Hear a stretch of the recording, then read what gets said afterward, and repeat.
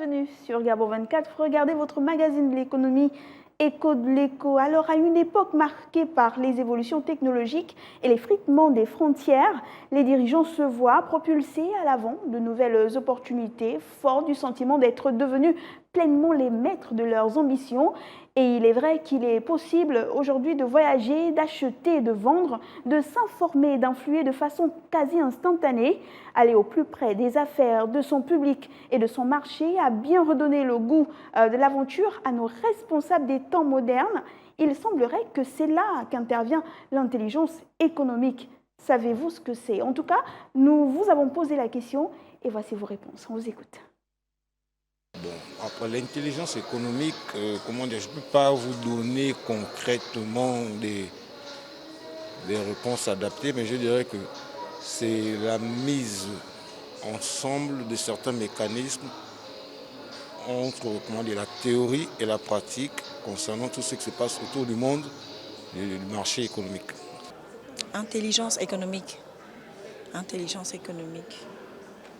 Là, je n'ai pas de réponse. Intelligence économique, ça renvoie. Je ne fais pas dans l'économie, j'ai jamais fait ça, mais déjà, je pense que ça renvoie aux affaires, à tout ce qui est monétique et tout, que ce soit physique, des billets, ou monnaie électronique. Donc, je pense que ça doit être ça. Je sais pas, aucune idée. Intelligence économique.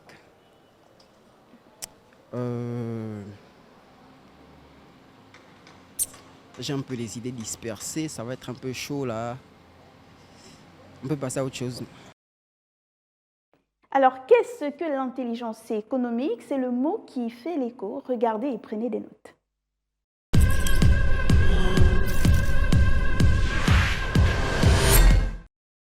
L'intelligence économique est l'ensemble des activités de collecte, de traitement et de diffusion de l'information utile aux acteurs économiques en vue de son exploitation.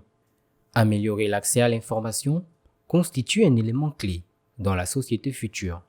En effet, délivrer l'information stratégique et utile au bon moment à la bonne personne dans le bon contexte accorde un avantage décisif aux décideurs. L'intelligence économique vise à développer de meilleures méthodes pour l'identification des sources d'informations pertinentes et leurs analyses pour fournir à l'utilisateur des renseignements dont il a besoin pour prendre des décisions.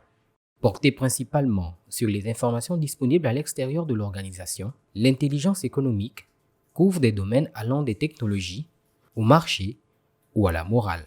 Certaines entreprises stratégiques comme les industries de l'armement furent des précurseurs.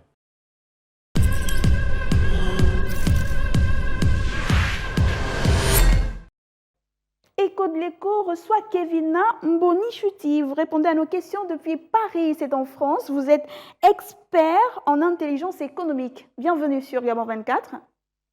Merci de me recevoir. Bonjour. Merci d'avoir répondu présente à cette invitation. Alors, vous avez écouté la définition de l'économie, de l'intelligence économique. Dites-nous, pourquoi mettre en œuvre un dispositif d'intelligence économique au sein d'une organisation? Pourquoi la mettre en œuvre? Eh bien, ces dernières années, la mondialisation a complètement changé l'environnement d'entreprise et la compétition est de plus en plus intense. En fait, l'intelligence économique permet à l'entreprise d'identifier les acteurs, les secteurs et les technologies stratégiques afin d'anticiper et de mieux définir la stratégie. D'accord. Ah, mais quand on parle d'intelligence économique, est-ce que c'est une façon voilée de dire qu'il y a une intelligence qui est moins économique? Pourquoi intelligence économique alors? Non, c'est juste le fait de s'intéresser vraiment à l'économie et à l'environnement de l'entreprise. Donc, intelligence économique, c'est parce que ça se définit en 3 volets. Donc, un volet veille stratégique et anticipation, un volet sécurité économique et prévention des risques, et un dernier volet qui est un soutien à la compétitivité par l'innovation et l'influence. Donc, c'est très global et c'est pour ça qu'on appelle ça intelligence économique. Alors, dites-nous, est-ce que les attentes pour une entreprise qui applique ce type de stratégie-là sont les mêmes qu'un pays, par exemple, lorsqu'on parle d'intelligence économique? Est-ce que les attentes sont les mêmes? Oui, évidemment. Que l'on soit un gouvernement, que l'on soit une entreprise, que l'on soit une ONG, que l'on soit une association, Aujourd'hui, il est nécessaire de pouvoir anticiper les risques, de pouvoir être à même de rebondir, d'être à même de savoir ce qui se passe autour de soi. Et ce, vraiment, que ce soit un gouvernement, une entreprise, c'est la même chose. Un gouvernement qui n'est pas au courant de ce qui se passe dans son entourage, de ce qui se passe à une échelle macroéconomique, ne peut pas anticiper et prévoir, justement. Donc c'est très dangereux et Et c'est là, nécessaire aujourd'hui on a d'avoir des vraies cellules l'impression que interéconomiques à toutes les échelles. Mais on a l'impression que ce type d'intelligence-là euh, flirte un tout petit peu avec de l'espionnage, ou bien c'est nous qui nous faisons une mauvaise idée. Justement, c'est une mauvaise idée parce que l'intelligence économique est quand même régie par des règles, par une D'accord. éthique. Il y a des syndicats qui régissent ça en France. Donc les SINFI et le syndicat français qui met un peu les règles et les règles disent que l'intelligence économique est basée sur une recherche d'informations en source ouverte. Donc ce ne sont pas des informations qu'on vole, pas d'informations classées noires en fait, hein, donc qui viennent de sources illicites. Tout ce qu'on peut trouver par nos propres moyens, que ce soit sur Internet, voilà, c'est blanc, donc on peut les prendre. À partir du moment où ça devient illicite, là, ce n'est plus l'intelligence économique.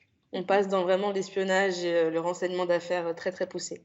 Et avec vos yeux d'expert, quelle lecture vous faites de l'application de ce type de pratique actuellement? Est-ce que le monde suit vraiment dans cette dynamique-là d'intelligence économique, ou alors il y a encore beaucoup de choses à faire? Il y a encore beaucoup de choses à faire. De plus en plus d'entreprises se rendent compte que c'est nécessaire. Cependant, les PME et les petites entreprises ne s'en rendent pas forcément compte. Et certains continents ne s'en rendent pas compte, dont le nôtre, l'Afrique ou l'Asie, même si beaucoup de pays commencent à avancer sur la question. Parce que, par exemple, en Côte d'Ivoire, il commence à y avoir beaucoup de cabinets d'intelligence économique qui se mettent en place parce qu'on voit que c'est un besoin, que les pays en ont besoin. D'accord. Comment on arrive à lire justement dans une entreprise qui a cette pratique-là, et comment on ressent les retombées de façon productive? Une entreprise qui a vraiment une vraie et bonne cellule d'intelligence économique est très résiliente. Ça veut dire que ce sont celles qui ont su s'adapter à toutes les modes, à tous les risques. Dès qu'il y a un risque, elles le couvrent. Donc, par exemple, celles qui ont le mieux tenu avec le Covid sont Mhm. celles qui ont évidemment préparé ce risque-là. D'accord. Celles qui ont préparé, qui ont observé ce qui se passait, qui se sont, dès le début de la pandémie, mises à suivre un peu voilà, ce qui se passait, sont celles qui ont été les plus résilientes et qui aujourd'hui vont toujours bien. Donc, Et c'est comme donc, ça qu'on le voit. et donc, on comprend que l'intelligence économique est un véritable outil de développement. Comment alors la mettre en place? Comment mettre en place ce dispositif-là et avoir des retombées grandioses, si on peut dire ça comme ça? Je pense que ça dépend de l'échelle de l'entreprise ou du gouvernement. Mais avant tout, il faut mettre en place une cellule de veille. Il faut veiller, il faut suivre ce qui se passe et le cœur vraiment, c'est la veille. À partir du moment où, dans le cas d'une entreprise par exemple, qui voudrait mettre en place une cellule d'intelligence économique, qui n'en a pas du tout, si elle met en place une bonne cellule de veille, donc si elle sait, ce que son environnement fait, elle saura mieux se positionner et donc elle aura des meilleures perspectives de performance, puisqu'elle saura où est sa place dans son écosystème. Donc il faut avoir une information pertinente sur ses concurrents, sur les normes, sur les technologies et d'une manière générale sur vraiment tout l'environnement extérieur. Donc le cœur même d'une entreprise, c'est la cellule de veille. Si elle veut aller plus loin, elle peut évidemment avoir un volet sécurité économique, prévention des risques, qui est vraiment pousser ça du fait de protéger, par exemple, son patrimoine immatériel, comme les brevets, comme toute technologie qu'une entreprise créerait et qu'elle ne veut pas se faire voler puisque ça repose sur ça. Mhm. Il faut savoir anticiper les risques et ça aussi, c'est très important. Et enfin, si elle veut influer sur son environnement, il faudra qu'elle fasse aussi de l'influence et tout ce qui est un peu de lobbying. Mais ça, pour moi, ça vient après. Donc, Priorité on, à la veille stratégique et à la sécurité économique. Donc, on parle beaucoup d'entreprises. Au cœur des entreprises, ce sont des hommes. Quel est Mhm. l'impact de l'intelligence économique sur les individus faisant partie de ces entreprises-là? Eh bien, au cœur de l'entreprise, l'intelligence économique permet de détruire les silos. En fait, les silos, ce sont par exemple des services qui ne communiquent pas ensemble, qui ne savent pas ce que l'autre fait. Quand dans une démarche d'intelligence économique, il faut tout mettre à plat et tout le monde est au courant de ce qui se passe, en tout cas sur l'environnement. Et donc il y a une meilleure communication, il y a des meilleurs échanges entre les équipes, il y a des meilleurs échanges entre les départements, il y a vraiment des synergies entre les départements. Donc ça aide vraiment les hommes aussi à se sentir intégrés à l'entreprise et au courant de ce qui se passe et des enjeux de l'entreprise. Est-ce qu'il y a des secteurs qui ont plus besoin de pratiquer l'intelligence économique que d'autres? Je ne dirais pas que des secteurs ont plus besoin, je dirais que des secteurs le font déjà par défaut. Parce que leur secteur demande d'avoir une protection d'informations, par exemple ceux de la défense, dans l'armement, enfin, voilà. Ce type d'entreprise-là le fait par défaut parce que leurs informations sont très sensibles, Mhm. mais toute entreprise devrait le faire. Qu'elle soit sensible ou non, il faudrait quand même qu'elle ait conscience de sa place dans son environnement et ça pourrait aider dans sa productivité dans tous les cas. Donc ça, pour moi, il n'y a pas d'entreprise qui devrait le faire plus ou moins. Toutes devraient le faire. Certaines le font par nécessité et parce que la nature même de leur entreprise fait qu'ils n'ont pas le choix.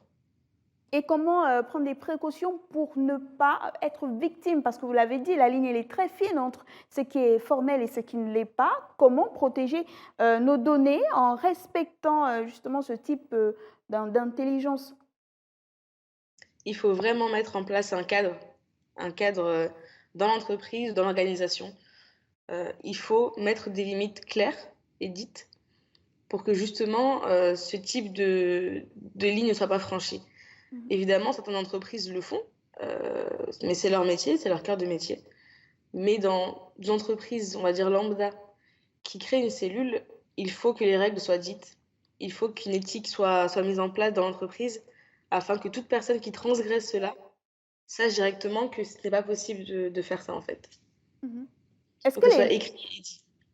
est-ce que les besoins des entreprises ou des organisations différencient par rapport aux régions du monde? C'est-à-dire les besoins de l'Afrique, est-ce que ce sont les mêmes besoins en Europe, en Asie ou en Amérique? Est-ce qu'il y a des points communs, des points de divergence? Je dirais que les besoins de l'Afrique et de l'Asie sont à peu près les mêmes. Ce sont des besoins vraiment de performance, de création, de développement. Alors que les besoins de l'Europe, ça reste du développement, mais ils sont déjà assez avancés sur les questions. L'Afrique a du potentiel, l'Afrique doit se développer, l'Asie, c'est pareil, l'Amérique du Sud, c'est pareil. Et pour moi, ils ont un réel besoin justement de savoir quelle est leur place dans l'environnement, comment avancer, comment se positionner. C'est très stratégique en fait. Mhm. Il faudrait que les entreprises africaines fassent de l'intelligence économique, mais stratégique avant tout, pour qu'elles puissent vraiment évoluer sur la scène internationale plus facilement. Et c'est là où on comprend qu'il y a de véritables écarts et on comprend que l'Afrique aura besoin de véritablement mettre en place des stratégies pour relancer son économie en cette période de crise sanitaire. Quel pourrait être le rôle joué par l'intelligence économique dans cette situation particulière? Eh bien, conseiller le gouvernement sur les secteurs sur lesquels investir, conseiller le gouvernement sur justement qu'est-ce que le pays fait, qu'est-ce que le pays produit, quel type d'entreprise le pays a en majorité, que faire pour que l'entreprise-là tienne le cap, tienne le coup, passe la crise, que faire pour que les échanges internationaux reprennent, mais à l'avantage des pays concernés. Comment faire pour replacer l'Afrique dans le centre des négociations internationales? Tout ça, toutes ces questions-là, l'intelligence économique peut y répondre. Mhm. Vous nous parlez beaucoup de stratégies depuis qu'on a abordé cette question d'intelligence économique. Il y a beaucoup de stratégies, beaucoup de réflexions. Et comment on fait pour établir le lien entre intelligence économique et développement économique, la croissance, tout ça? Où est le lien? Eh bien, une entreprise qui sait veiller, qui sait sa place sur son marché, qui surveille sa concurrence évidemment aussi, eh bien, elle est à même de détecter des nouvelles opportunités et de se développer sur de nouveaux marchés auxquels elle ne pensait pas forcément. Mais comme elle le voit dans sa veille, comme elle le cherche, comme sa stratégie est claire, elle n'a pas peur d'y aller. Et je pense que l'intelligence économique sert à ça. C'est le lien vraiment, c'est la capacité qu'une entreprise a ou qu'un gouvernement a à détecter des nouvelles opportunités et à aller plus loin que ce qu'elle pensait faire parce que justement, elle veille, parce qu'elle fait des recherches, parce qu'elle sait que dans tel pays, ce marché-là même s'il est minime dans le sien, mais ce qu'elle produit peut être vendu sur ce marché-là. Enfin, c'est toutes ces relations-là, toutes ces corrélations qu'on ne voit pas du point de vue voilà, de nos yeux, mais au niveau économique, elles se voient. Et elles se voient vraiment quand on fait des recherches en intelligence économique. Avec la Covid-19, il y a des modes de production, des modes de consommation ont montré leurs limites. Aujourd'hui, quels sont les enjeux de l'intelligence économique? Qu'est-ce qu'il faudra faire pour que cet outil soit véritablement efficace et puisse véritablement accompagner les États dans le monde de demain? Eh bien, je pense que il faudrait vraiment qu'il y ait une prise de conscience de l'importance de l'intelligence économique, même si elle n'est pas appelée comme ça, même si elle n'est pas nommée comme cela. Beaucoup d'entreprises font de la veille, hein, mais ils ne savent pas que ce sont des processus d'intelligence économique. Il faudrait que ce soit vraiment nommé, qu'on dédiabolise un peu ce terme, qu'on le décorrèle de tout ce qui est espionnage, justement. Parce que intelligence économique veut dire maîtrise de l'information. Maîtrise de l'information veut dire stratégie plus poussée, en fait. Une entreprise qui maîtrise son information et l'information qui l'entoure aura les éléments d'appréciation pour prendre à temps les bonnes décisions, aussi bien en cas de crise qu'en cas, par exemple comme le Covid-19, qu'en cas de mouvement de développement, en fait. Donc il faut vraiment remettre l'information au cœur de l'entreprise et au cœur des gouvernements, parce que c'est ce qui est clé. D'accord. On a remarqué, d'après nos recherches, l'intelligence économique est véritablement implantée dans des grands groupes, dans des grandes entreprises. Les PME ont du mal à s'adapter, même si on ne met pas un nom dessus. Est-ce que c'est parce qu'il faut plus de ressources pour ce type de pratique? Eh bien oui, il y a des outils qui sont très chers, mais il y a aussi des outils gratuits. Et tout dépend de ce qu'on veut en faire. Comme je vous ai dit, certaines entreprises veillent, mais juste par rapport, par exemple, aux brevets ou des veilles technologiques. Ces entreprises font des veilles vraiment journalistiques, des veilles médias, pour savoir leur image dans les médias. Tout dépend des moyens qu'on a, mais les PME devraient déjà au moins faire des cellules de veille, pas forcément des outils chers, pas forcément des outils voilà, mirobolants, parce qu'ils n'ont pas les moyens pour, mais mettre en place des portails de veille simples et qui fonctionnent tout seuls, qui permettent d'avoir des informations à temps, de capter les innovations, voilà, elle devrait pouvoir le faire. Mais c'est vrai que c'est quelque chose qui n'est pas dans les mœurs, c'est pas quelque chose qu'on fait facilement, et on se dit tout de suite que ça va être très très cher, ça va être très compliqué à mettre en place. Ça ne l'est pas. Et ça passe par là aussi de dédiaboliser cette image de recherche d'informations qui pousse à l'espionnage. Non, ça c'est assez fantasmé. Donc, avant de nous séparer, voilà la question de l'internaute, c'est celle de Fano depuis Madagascar. Il dit tout système a des failles. Quelles sont les failles de l'intelligence économique? Eh bien, je ne peux pas vous le dire comme ça. L'intelligence économique en soi n'a pas de faille, mais les systèmes, les cellules d'intelligence économique peuvent en avoir. Puisque derrière l'intelligence économique, ce sont des humains. Il n'y a pas de machine, donc il y a des failles évidemment. Et comme je vous disais, l'intelligence économique, c'est vraiment 3 volets. Il y a un volet veille, stratégie et anticipation, et un volet prévention des risques, sécurité économique, cybersécurité. Les failles aujourd'hui les majeures sont des failles de cybersécurité. Parce qu'il y a des gens qui hackent, il y a des gens qui volent les informations via des petits messages très simples, mais que les gens ouvrent. Ils permettent d'entrer dans le réseau de l'entreprise. Je pense que la faille des entreprises actuelles, c'est vraiment la cybersécurité. Pas l'intelligence économique, il n'y a pas de faille en soi, mais ce qui peut avoir une faille, c'est l'humain. Et c'est l'humain qui est derrière son écran et qui ne maîtrise pas les process de cybersécurité. Merci beaucoup, Kevin Bonichuti. Je rappelle que vous êtes analyste en intelligence économique. Vous avez répondu à nos questions depuis Paris, en France. Merci beaucoup pour votre expertise. Merci. À très bientôt, on l'espère. Alors, la nouvelle conjoncture imposée par l'avènement de la crise sanitaire du nouveau coronavirus a mis en avant le rôle de la veille stratégique et de l'intelligence économique comme moyen incontournable du développement de la compétitivité et de la performance. D'autant plus que dans un monde économique où les fraudeurs, les hackers et les maîtres de la contrefaçon profitent de la crise, le secteur de l'intelligence économique doit tenir sa place. Merci d'avoir suivi cette émission. Restez sur Gabon 24. Regardez tout juste en bas s'affichent nos différentes plateformes sociales. Et surtout, n'oubliez pas que le temps de la réflexion est une économie de temps. Au revoir.